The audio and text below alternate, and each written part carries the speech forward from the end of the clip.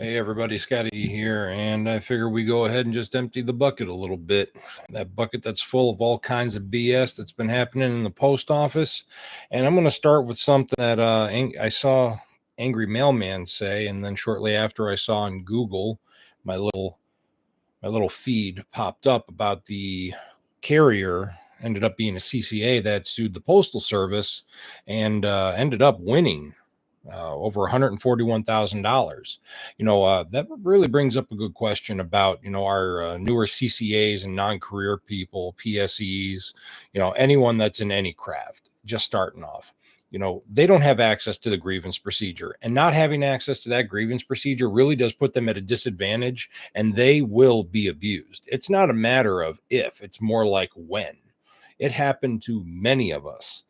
No one deserves that kind of treatment under any circumstances or conditions. After all, this place hasn't been fully staffed in how many years? They weren't fully staffed before I walked in the door. And even before I walked in the door in 2014, they were having problems going all the way back to 2007 in the district that I'm at, which is Illinois 2. And they still have problems. I got a friend of mine that was telling me they shut down the Carrier Academy in Chicago because management refuses to take CCAs off the damn rolls. Let that sink in. Friggin' the city of Chicago alone has paid over $12 million worth of grievances out. Why? Because they're constantly violating Article 8 is something that I had been hearing a lot about. Friggin' Branch 11's got friggin' a crap ton of friggin' money. Friggin' I had heard over $12 million in grievance settlements were paid out. Let that sink in. That's just how screwed up management is, that they would rather constantly pay out all that money. And yet it's the carrier's fault that everything happens. Well, perhaps if management were to get off of their ass and put down their freaking phone, because that's all they know how to do is type on the phone and walk around like, oh, I'm going to freaking watch you, like the fucking idiots that they are. But I digress. A lot of that is just frustration. We need to get back to talking about how to start protecting people. And there is a way for our non-career people to get protected. If, for instance, one of them is injured, like the CCA was that got the $141,000 settlement, or I should say decision from NLRB. Well, if you're injured on the job, you can actually go and file what's called a whistleblower's complaint. You cannot be disciplined or discharged for getting into an accident. On top of that, management still has to prove that it was intentional. Like I guarantee that there are very few people in this world that wake up and say, I'm going to go get into an accident. Why? Well, maybe my brother-in-law, who's a freaking idiot, and he's been riding workman's comp for the last year. And freaking, I've been trying to freaking find ways to make sure that he gets caught for his fraud. But unfortunately, trying to get in touch with the damn fraud unit is ridiculous. But not many people wake up in the morning and say, hey, I'm going to go get injured on purpose so I can sit at home and collect a damn check. Just what the hell is this damn world coming to with these people? Period.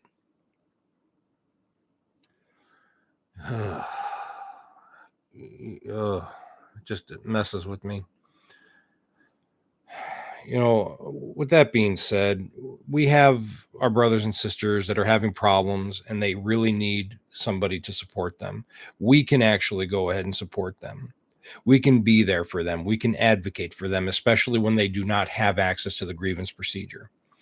It does create a hostile work environment. If management also takes adverse action against someone that's injured, aside from the OSHA whistleblowers complaint, I believe that there is a possibility that they could go to NLRB and file an unfair labor practice charge against the Postal Service. If any of you go to NLRB, you will find hundreds of decisions over the years that have gone against the Postal Service for unfair labor practices. And it does happen. What I don't understand is, how does this save us money? How does this save the Postal Service money by getting into all of these legal squabbles? On top of that, you see the complete expansion of management and the managerial positions. Like, I don't understand. Like Corey Walton said, it used to be one supervisor per 22 craft employees, and now we're down to one supervisor per 6. Are you telling me that management became 3 times more incompetent over X amount of years? I can definitely see it. I can see it being true. Corey was right. Management, they are no good. They are low. They do not care. From time to time, yeah, you're right. You do end up getting a good one. I can say right now that I have a decent OIC, considering my postmaster ended up getting placed on EP along with 8 other people for approximately a year-long freaking issue where they were going through people's parcels that were coming back off of a rural route. And they were put on, from what I was told, and it was an improper 16-7, and they were off the clock for a little while, but then they ended up coming back. What ended up happening to my postmaster, from what I was told, is that not only did they bring all of them back because they weren't issued the proper notice after being placed on a 16-7 emergency placement, some of them actually got back pay in the grievance procedure, which, even though they're a bunch of thieves that were caught, yeah, they're entitled to it because of the proper procedures not being followed. The damn Poom didn't do anything. And the bad part is that it was one of our carriers that brought management's actions to the light. And it's funny because it took the union stewards going to OIG and the USPIS's website to actually get this going. How bad is it that you find out as a carrier that your management's involved in a freaking theft ring, taking shit out of people's freaking gurneys that are coming back as returns, claiming that it's going to the mail recovery center in Georgia, but then you're just opening everything up, separating everything by clothes, putting the shoes inside other bins. And then on top of that, our damn custodian was taking the shit from the office and taking it to the postmaster's house, and they had an eBay store. Somebody tell me why the hell this postmaster was allowed to go ahead and retire and keep her damn pension. I want to know why, because sets a dangerous precedent. That right there tells us that it's perfectly fine for people in management to go ahead and steal and attempt to sell our customers products that they spend their hard money on, like their hard-earned money. They spend that money on that stuff, and they're saying it's okay for them to go ahead and use the shit. It's okay for them to go ahead and just put it on eBay and try and make a profit off of the backs of our customers. Well, management's already making a check. Our office is a level 21 office. That postmaster is making anywhere from $90,000 to $105,000. My previous postmaster, before the one that got shit canned and then ended up coming back and then got a chance to retire, she was making about $105,000. That translates to roughly $50, say $50.53 to about $51.50 an hour or something like that. It's absolutely ridiculous, the amount of money that they pay these data entry clerks. I wish I could get paid $100,000 to deliver the mail, just like every last craft employee deserves to get paid, because we're the ones out there busting our asses. We're doing the damn job. But anyway, I guess the biggest takeaway is that we really do need to look out for each other. On one of my last live stream, I saw that. Actually, it wasn't even the last live stream. I got a compliment that somebody was saying that I'm far too intelligent to be doing some of the things that I'm doing. And I had one of my coworkers today tell me, "Hey, Scott, why the hell are you a mailman?" Well, truth is, I was trying to get into law enforcement, but it didn't work out. I'm happy it didn't work out, because a lot of police officers get killed nowadays. Whether they're ethical or not, it doesn't matter. They're just getting killed. But, I love my job. I love the people I work with. I legitimately care about others. And, I guess the best way to describe me is, a little rough around the edges, but when shit hits the fan, there's nobody I'd want to be behind. I'd like to be behind me. I'd like to be side by side by those that are willing to fight, those that have passion and dedication. What can I say, man? You see some of the things that are happening in this world, especially amongst our ranks, it breaks my heart, especially when you get new people that are coming in and management's trying to hold their hand and try and make it look like the union's not doing a damn thing for them. And going back to that video, I had one lady that was saying that she doesn't want to be part of the union anymore. And I can understand where the frustrations come from. Had another comment pop up that a gentleman said that, he's 8-year regular and his paycheck looks like he's a year one regular. Yeah, I understand that. I completely understand that. And I feel for you. And that's why I guess the next message, hey, what's going on there, Ronald? I hope you're having yourself a good one. I definitely hope that people are able to go ahead and come together. And I know we're all suffering. We're all suffering. We're all struggling. We still don't have a contract. We don't have anything else going on right now. And the truth is, we're suffering, and this is just part of how Renfro and Barner are. These men have no integrity. They don't care to talk to us. They don't want to tell us what the hell's going on up there. I wouldn't be surprised right now if Renfro's on his knees begging for a 1.1% raise for everybody in the city carrier craft, because that's probably what we're going to get. I don't think that any of our previous accomplishments during the freaking pandemic or the crazy amounts of overtime that any of us have worked are really going to bear anything because of the amount of integrity this man does not have. I really believe he's going to try and swing it in a different direction. And I know this is all over the place, but once again, I don't call it emptying the bucket for no reason. Anyway, going back to the union thing, I highly implore and encourage all of you that listen to me, that give me any credence or anything, please give it a minute. Give this new ticket an opportunity to present itself and make their case. Similar to here next week, David Noble's going to be making his case on aidarbitration.com. You have nothing to lose when you listen to other people. If anything, it should open our minds. It should bring us together. Whether you like people or not, pushing them down isn't going to help them.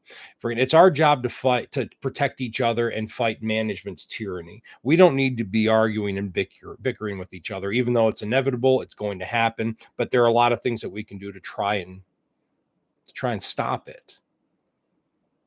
Sometimes the best thing said is what's not said.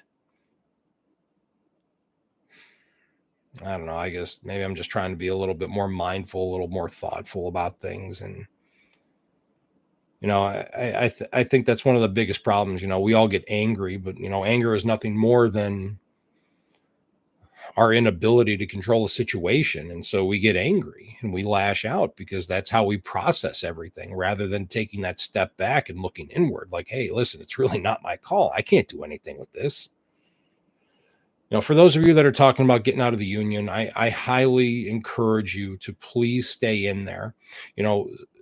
Think about what those dues actually go towards. They go towards the branch, which keeps our officers paid. A lot of our officers are formal A's that are able to get things done. And in some branches, I hear a lot of negative things. That's where I'm going to go ahead and put this out there, that we need to be the change that we would like to see. Whether it's in your personal life, you want to be the change you want to see in your personal life, not a problem. Small steps. You start by eating better. Maybe you go to the gym 1 or 2 days a week, go out for a walk. Maybe you go to and use EAP, and because you're starting to have a problem. Maybe you're feeling a little depressed. I'm not going to lie. I go to EAP. It's fucking wonderful, man. I've gone. Let's see. I went when my marriage was on the rocks. I went when my father passed away. I went when I started getting really angry and I was having some anger control issues. And, and I've been in therapy about 2 years now overall. And the stuff really does help. It's not weak to ask for help. It's weak when you think everything is okay and then it starts to affect your life and those that you love around you. Hang in there, everybody. Same thing with everyone that's thinking about getting out of the union. Those dues go towards a lot of different training programs that keep our officers paid, which are another line of our representation. And if you're unhappy with it, by all means, please get involved in your local branch. Go to some trainings, become an alternate steward or a steward if you don't have one. We need good men and women that are willing to step up, that are willing to fight, that are willing to go ahead and be that opposition that's necessary to police the contract, because that's what we need. We all need you. Corey's not lying when he says the things that he does. That man is so close to the pulse. It is absolutely mind-boggling. But then he has said he's been there for quite some time here in the Postal Service. I hope all of you are able to take something away when I speak. But most importantly, I want to hear what you have to say. I'm not going to keep this going too much longer. I have seen that there are a few people popping on. I hope you're all having yourselves a wonderful evening. The week is over. We got one more day, and then we have Sunday and then the holiday on Monday. For any of you that are listening to me that are vets, please, heck, for all of you, please remember the fallen. Remember the fallen veteran, the fallen soldiers that have passed away. Me, I got a couple of guys, one guy in my previous unit, David Hart, he was 22 years old, killed in action. He was a sergeant E5 in the Army. And then, there's another guy, Sergeant First Class, Alfred Narichaga. He's been gone for 11 years already. That went quick. He was one of the people that in my unit that actually treated me well when he didn't have to. Friggin' left behind his son, left behind his wife. It's funny because I got to watch his son grow. Anyway, for Memorial Day, please keep the fallen soldiers that help make this country what it is in your thoughts and your prayers and your hearts, and as well as their families, that they find some peace. Thank you all again. I really appreciate it. If there's anything you guys want to talk about, something that you want me to get out there, please let me know. I'm not going to go ahead and tell you to like and subscribe and all that shit anymore. I just don't want to do that. That's not what this is supposed to be. This isn't about monetizing. This is about getting the message out there and trying to foster a bunch of support for our local branches and making our union a better union for all of us. Because the more eyes that we have on the same project, we can come up with a lot of different solutions. That being said, I hope you all have yourselves a wonderful night and weekend. Enjoy the holiday. Rest up. Don't drink too much. Unless that's your thing. Me, I'm a lightweight. Couple of beers, I'm under the table. Anyway, thank you all very much for your time and your patience, your attention. Take care of yourselves. Scotty V out.